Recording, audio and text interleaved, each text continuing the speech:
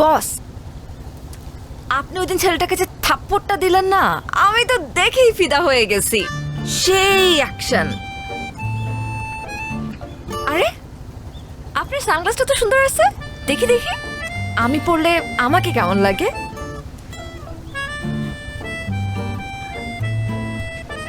কি বস, কেমন লাগতেছে?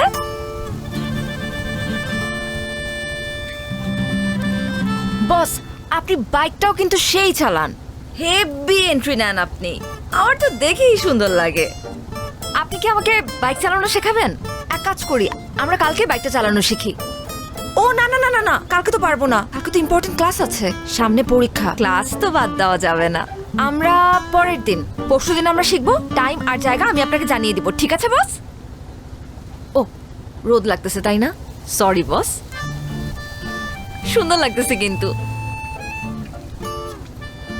এই মানিক, নৌকা ভিড়া। বস আপনি কি, আরে বস আপনি তো কি কথাও বলতে পারেন। আমি তো ভাবছিলাম শুধু আপনি ঢিসুম ঢিসুম করে মারামারি করতে পারেন।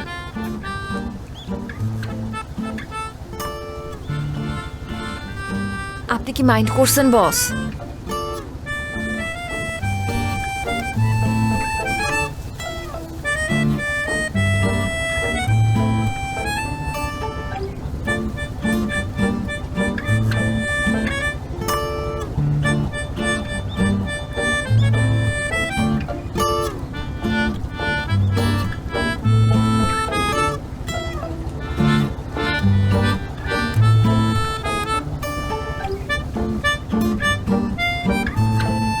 বস এইটা কি হলো? ভদ্রতা জানা নেই আপনার? একটা মেয়ে মানুষকে বোট থেকে নামাতে হলে ভদ্রতা করে যে হাতটা বাড়িয়ে দিতে হয় সেটা জানেন না? একাই গটগট করে নেমে চলে যাচ্ছে। অবশ্য এটা আলাদা বিষয় যে এশার কারোর হেল্প লাগে না, এশা একাই 100। কি হলো? রক্ত পড়ছে। আসেন, হসপিটালে যেতে হবে। কতখানি কেটে গেছে? Nurse, nurse. কত রক্ত আচ্ছা পড়ছে। আচ্ছা, আমি দেখছি একটা সেকেন্ড। আরে জিতু ভাই, আপনি কোনো সমস্যা? আপনার হাত কেটে গেছে, অনেকক্ষণ ধরে ব্লিডিং হচ্ছে, একটু ডাক্তার দেখানোর ব্যবস্থা করুন তো। তেমন সিরিয়াস কিছু না, তারপরও আমি ওনাকে ইমার্জেন্সিতে দেখে দিচ্ছি। আর জিতু ভাই, আপনাকে অনেক ধন্যবাদ। আপনি সুপারিশ না করলে আমার হাজবেন্ডের চাকরিটা হতো না। আর মেয়েটাকেও একটা ভালো স্কুলে ভর্তি করছি, সব আপনার জন্যই সম্ভব হয়েছে। আরে কি যে বলেন না, একটু ডাক্তার দেখানোর ব্যবস্থা করেন। আচ্ছা আপনি বসেন, আমি অটবয়কে চা দিতে বলতেছি, চলেন। আমি কি বাঁচবো?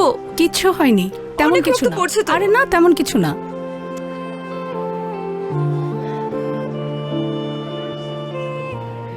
রিপন ভাই, জিতু, তুমি এখানে? তুমি কাঁদতেছো কেন? আমি মনে হয় আর আমার বাচ্চাটাকে আর বাঁচাতে পারবো না জিতু। কি বলো, কি হয়েছে? তুমি তো সবই জানো, প্রেম কইরা বিয়ে করছিলাম, বাচ্চাটাও তাড়াহুড়া করে নিয়েছিলাম। পরে প্রিম্যাচিউর বেবি হইল। জন্মের পর দেখি বাচ্চাটার নানান ধরনের সমস্যা। ভাবছিলাম যে বড় হইলে আস্তে আস্তে সময়ের সাথে সব ঠিক হয়ে যাবে। একটু আগে ডাক্তার বলল আমার বাচ্চাটার হার্টে নাকি ছিদ্র, কয়েকদিনের মধ্যে অপারেশন না করলে বাচ্চাটা আমার আর বাঁচবে না জিতু। এখন আমি এত টাকা কোথায় পাবো? চলো আমার সাথে, চলো। কোথায়? ডাক্তারের সাথে আমি কথা বলবো, আসো।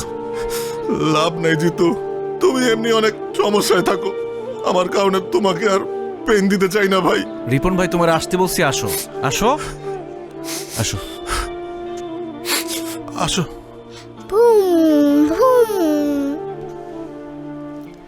চাচ্চু, একা একা খেললে তো হবে না, আঙ্কেলকেও সাথে নিতে হবে খেলতে। দাও আমরা খেলি, আসো। চাচু, আমি তোমাকে সব খেলা দিয়ে দিব, তুমি শুধু এখান থেকে আমাকে নিয়ে যাও। আমাকে একটু পর পর আমাকে ইঞ্জেকশন দেয়, আমার অনেক ব্যথা লাগে, আমি বাসায় যাব। চাচ্চু, একটা দুষ্ট দৈত্য তোমার বুকের ভিতরে গিয়ে বসে আছে। আমি ডাক্তারকে বলেছি ওই দৈত্যটাকে বের করতে হবে, এই জন্য তোমার ওষুধ খেতে হবে, ইঞ্জেকশন নিতে হবে। যখন দৈত্যটা বেরিয়ে যাবে তখন আমরা তোমাকে বাসায় নিয়ে যাব, তারপর অনেক খেলনা কিনে দিব, আমরা খেলবো। খেলনা কিনে দিবে তো? আচ্ছা দিও। বাবা না, বাবার কাছে খেলনা ছিল, আমাকে দেয় না। জিতু চাচ্চু কিনে দিবে, সমস্যা নেই। চাচু, তোমাকে না সবাই ভয় পায়? তুমি দত্তকে একটা ধমক দিয়ে দিবে, তাহলে দত্ত ভয় পেয়ে চলে যাবে। তারপর আমাকে ওষুধ ইঞ্জেকশন কিচ্ছু দিতে হবে না। না রে চাচ্চু, দৈত্যকে বের করতে হলে ওষুধ খেতে হবে, ইঞ্জেকশন নিতে হবে, বকা দিলে যাবে না। আর আমাকে সবাই ভয় পায়, তোমাকে কে বলেছে? বাবা মাকে বলছিল, আমি শুনে ফেলেছি। আজকে ওর অপারেশনের টাকা পুরোটাই জিতু দিছে। আজকে ও যদি না থাকতো আমরা আমাদের মেয়েকে বাঁচাইতে পারতাম না। আরে রিপন ভাই, কি শুরু করলা তুমি ভাবির সামনে, বাচ্চার সামনে? বাদ দাও তো, তুমি না বলদি রয়ে গেল। আল্লাহ আপনার অনেক ভালো করবো ভাই, অনেক ভালো করবো। দোয়া করেন। আসো আমরা খেলি। এই যে ধরো, ফোন ধরো। হ্যালো।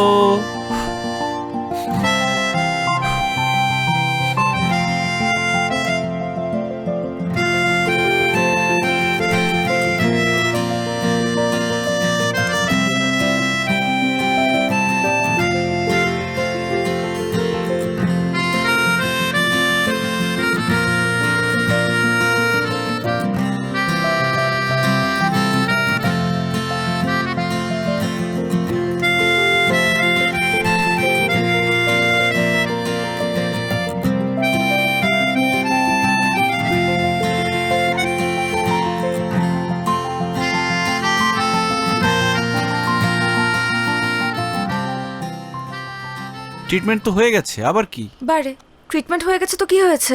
আমাকে বাসায় দিয়ে আসতে হবে না? আর এই হাত ব্যথা নিয়ে কি আমি একা যেতে পারবো? চলেন চলেন, তাড়াতাড়ি চলেন।